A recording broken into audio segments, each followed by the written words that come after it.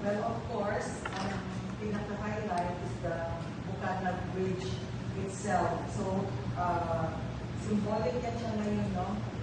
It's the ties between China and the PRC and Davao City in particular. Kasi yun lang man din ang may closer ties talaga is Davao City and the PRC.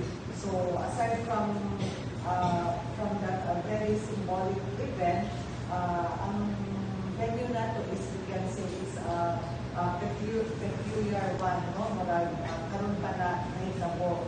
So, aside from the highlights, ito po na to mapakita na showcase, no? Ang one of the product of PRRD's pinagkirapan effort na which is part of the Build project ni former President PRRD.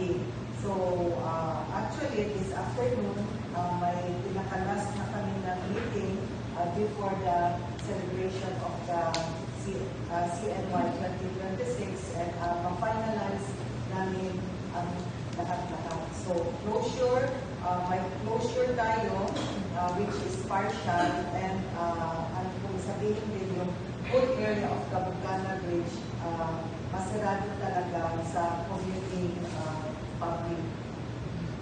Thank you, Cons. Are we also inviting the ambassador? Sa ano na yan? Sa side na yan ng people's ng embassy, ng consular office ng China. But actually, maybe we will hear from them, kunya siguro hapon during the meeting or weeks before the celebration. Thank you, Cons. Balikan ako ni